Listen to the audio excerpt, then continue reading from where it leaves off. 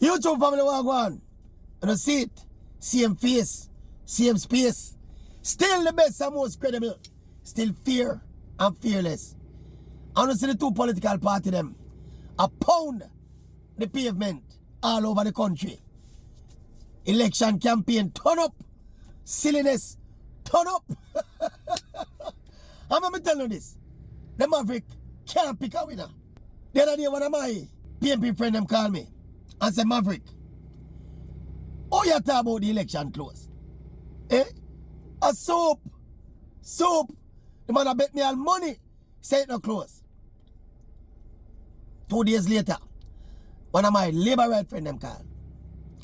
Say, Maverick, when you get it from say this election you go close.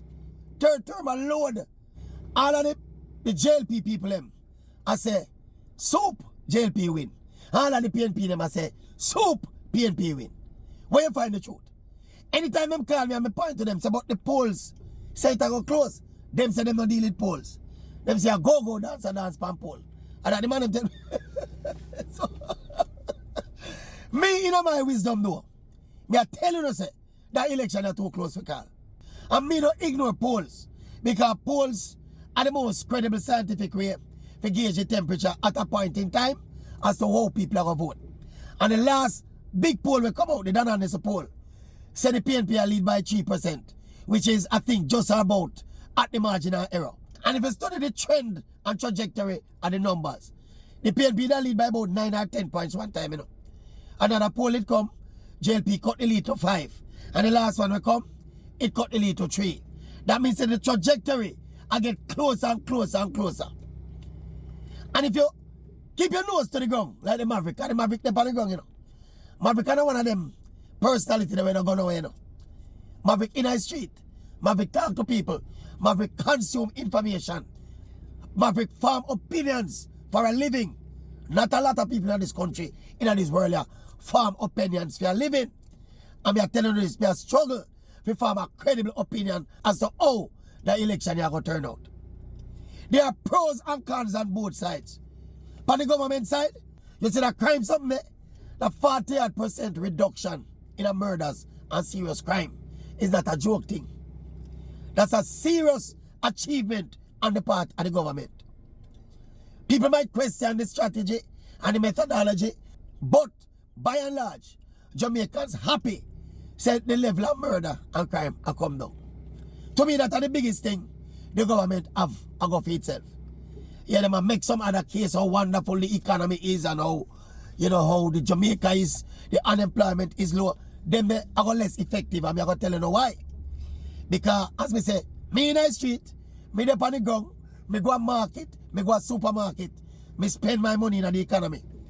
And Jamaica cost of living, people, it is very high. It is oppressively high. Me don't know how poor people survive in this. And my knowledge of elections, not in Jamaica only, but my knowledge of elections all over the world, is that the main thing where people vote for, you know, are them personal financial situation, you know, and that people vote for the most. And if you study the demographics of Jamaica, whole heap of poor people still there Jamaica. And generally speaking, a poor people decide election. So if enough poor people figure say, all them a chat, me still poor, them can vote out the government. Despite all the good work where the government might do, but on a macro level, you know. Remember, politics is a micro event, you know. So, me think it's a strategic mistake when a lot of politicians campaign in a politics like it's a macro event. Politics is a micro event, you know. The average man will go vote. He not vote for macro economic policy. He not vote for the level of the net international reserve, you know. He not vote for none of them something, you know. He not vote for how him feel about him personal position. Now, this the mini elephant in the room, the perceived corruption of the current administration. There's a history in Jamaica where political scientists tell us that Jamaican elections are generally not decided on the issue of corruption. And something cultural about it. Even if we think it's alright for a man hustling, you know, generally speaking, you know. So we don't really hold people accountable when them hustle. Now, me hear a journalist back up the General Secretary of the PNP the other day and point out a fact to him. He said, this thing we don't have a run up and talk about corruption and integrity commission and, you know, this and that, you know. Elections in Jamaica, historically, are not decided by these things. Mr. Campbell was brilliant in his response. He said, yeah, fine. He said to the journalists, we understand what you say, but we have never had corruption or the perception of corruption at this level anytime before in our political history. And then now there is a two-term syndrome. A long time, an administration get 3 terms in a Jamaican politics. Me think that one of the things them we are go against the government. Because it's a natural cycle, you know. Because all you hear them attack and them are this and them are macro this and macro that, you know. Generally speaking, you know. That's why so many people still not vote, you know. Because generally speaking, the position of the majority of the people don't really change, you know. Poor people are going to remain poor. Some of them are going to break out tight and make some money for themselves. Some of them are going to eat their food.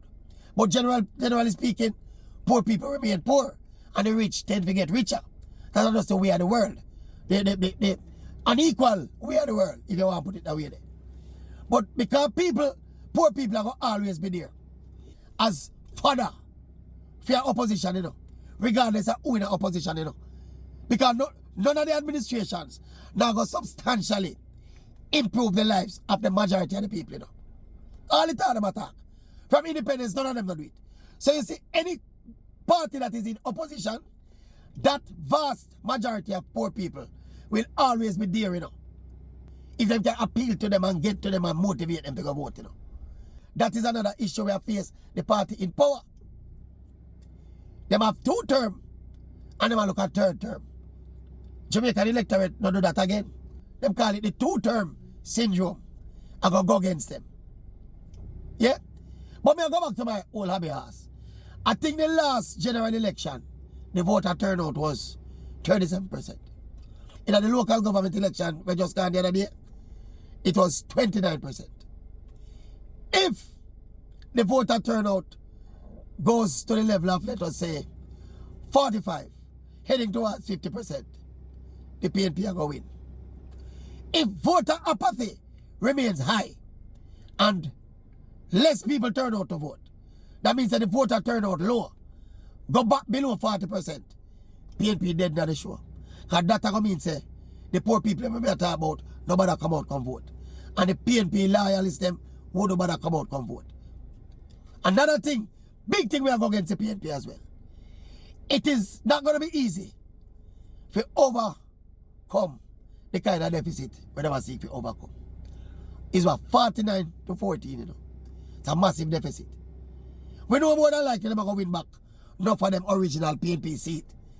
But you're kind of not sure if the swing will be enough for them to overcome that kind of deficit. As I said, I have no idea who are going to win. Another instructive thing to look at is that generally parties when they face election, I think what them call internal polls, you know. To gauge the temperature and know where them there with the people. Now, a common sense is, if the JLP did feel say they be in a position to win, we're going to call the election already. He must push it down to the limit and I continue to pound the ground with the hope that the deficit will be, you know, the deficit in a popular support. And of course, strategically, Brogan are the man with at the forefront of the JLP election. While the PNP strategy looks to be a little bit different. Because Brogan is a approval rating compared to Mark Golding is higher. So that strategy of building them campaign around Brogan is smart. But you get the impression, say, PNP are campaign but vote them out, and PNP is the party of the poor people. So it's not much and all about Mark Golding, which again is smart political strategy. People, we are going in a circle. Because I don't know who are going to win. Let me tell you when we are going to call it. You see election day, when we see the voter turnout, if we see it about 45, 43, 44, 45, 46, I go up to 50, we will call it. If we see it at 36, and 35, and 38, we will call it again. Dead it. The election they are dead it. Maverick call it as a dead heat. You know it can't be a dead heat though. Because a 63. Because it but it's too close to call, people. It is just too close to call. Labor rights said them win easy. And comrades said them win easy. Anybody who rational and balanced, no say it too close to call.